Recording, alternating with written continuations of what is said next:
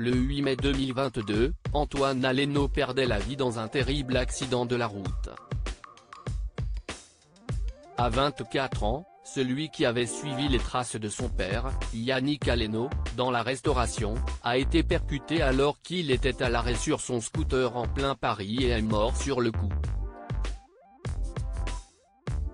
Depuis cette tragique et soudaine disparition, Yannick Aleno veut venir en aide à toutes les personnes qui ont été victimes d'un chauffard récidiviste. CIST Pourquoi, avec sa famille, il a créé l'association, qui porte le nom de son fils, et qui devrait voir le jour prochainement. Mais ce n'est pas son seul combat. En effet, le chef ne comprend pas pourquoi celle qui partageait la vie de son fils, une certaine Ania, n'est pas considérée comme faisant partie de la famille d'Antoine Aleno. Pourtant, le couple était ensemble depuis plusieurs années. Des proches qui n'ont parfois aucun statut légal. Antoine était amoureux depuis 6 ans d'une jeune femme, ils formaient un vrai couple.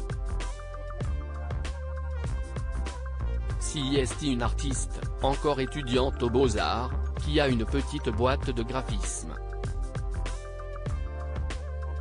Elle n'existe pas officiellement par rapport à Antoine, a ainsi expliqué Yannick Aleno, dans les colonnes du Journal du Dimanche, le 18 septembre 2022.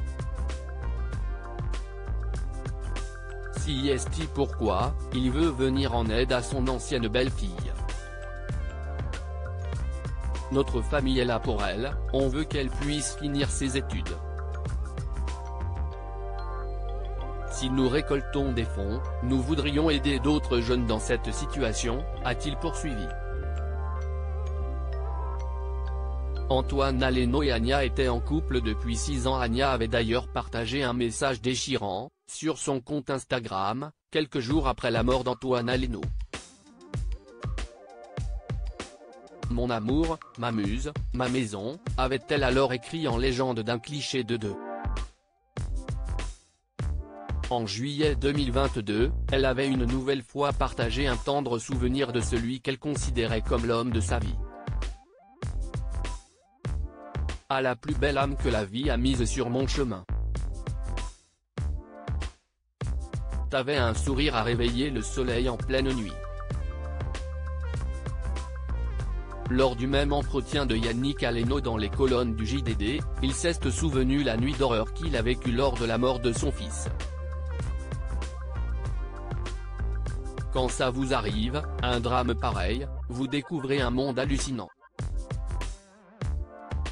Au-delà du choc évident de la perte de notre fils, nous nous sommes retrouvés confrontés à une déshumanisation difficile à vivre.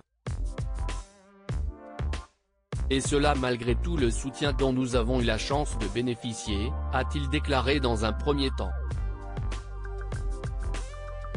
Nous sommes arrivés à l'hôpital Hôtel-Dieu, à Paris. Une pièce glauque avec une chaise déglinguée.